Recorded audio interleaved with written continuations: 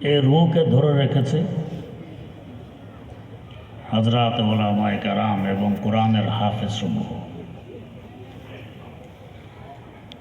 এরা রূহের সেবক।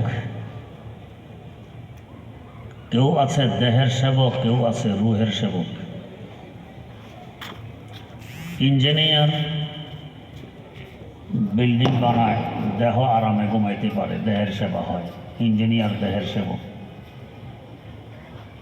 কৃষক চাষাবাদ করে, শস্য উৎপাদন করে, দেহের খোরাকের ব্যবস্থা হয়, কৃষক দেহের সেবক।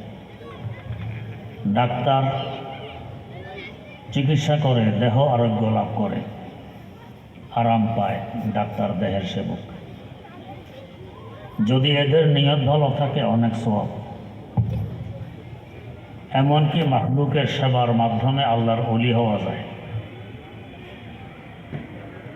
আলেম সমাজ এবং হাফেজগণ, কারিগণ কোরআন পড়ে পড়ায় রূহের সেবা করেন, এরা রূহের সেবক। দেহের তুলনা রূহের মূল্য যে পরিমাণ বেশি, দেহের সেবকের তুলনা রূহের সেবকের মূল্য ওই পরিমাণ বেশি। তবেই তো রাসূল আকরাম সাল্লাল্লাহু আলাইহি ওয়াসাল্লাম বলে গেছেন, খায়রুকুম মান তাআল্লামাল কুরআন ওয়া আল্লামা। তোমাদের মধ্যে সর্বোত্তম, সবচেয়ে দামি ওই ব্যক্তি যে কোরআন শিখে এবং শিখায়। কেন সে সবচেয়ে বেশি দামি, কেন সর্বোত্তম?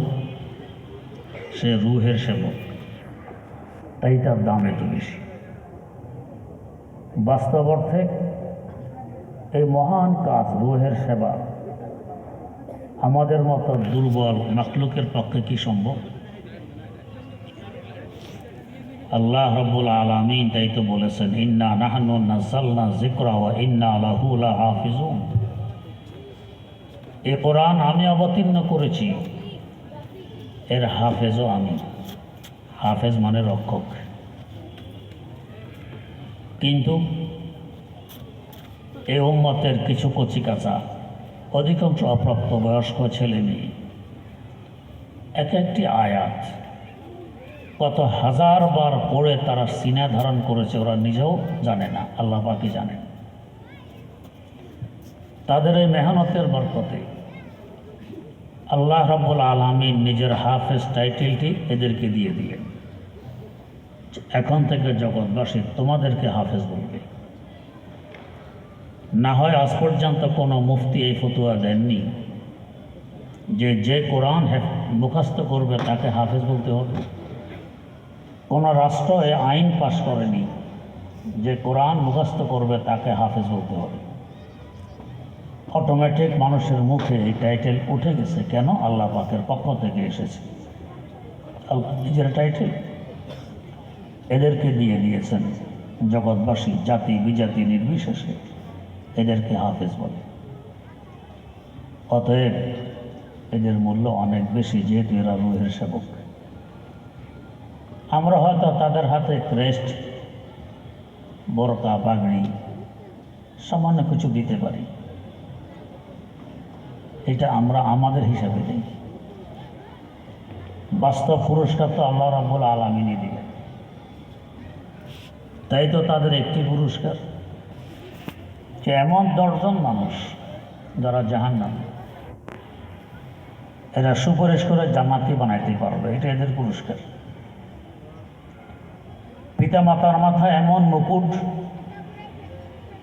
তাদের বরকতে আল্লাহ পাক তুলে দিবেন, যে মুকুটের আলো আমাদের 20 কোটি বর্গ মাইল আয়তনের পৃথিবী থেকে 13 লক্ষ গুণ বড় বিরাট বিশাল সূর্য থেকেও অনেক বেশি। সুবহানাল্লাহ। এদের পুরস্কার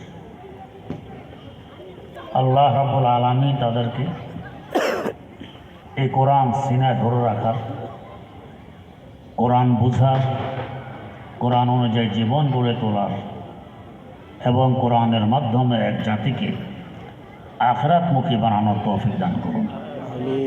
যারা এদের পিছনে মেহনত করেন, শ্রম দেন, সহযোগিতা করেন, অর্থের মাধ্যমে হোক, পরামর্শের মাধ্যমে হোক, মহব্বতের মাধ্যমে হোক, চোখের পানির মাধ্যমে হোক, আল্লাহ রাব্বুল আলামিন এই হাফেজে কোরআনের সাথে ওদেরকেও যাতে পুরস্কৃত করেন। সুবহানাল্লাহি ওয়া বিহামদিহি সুবহানাকাল্লাহুম্মা ওয়া বিহামদিক আশহাদু আল্লা ইলাহা ইল্লা আনতা আস্তাগফিরুকা ওয়া আতুবু ইলাইক।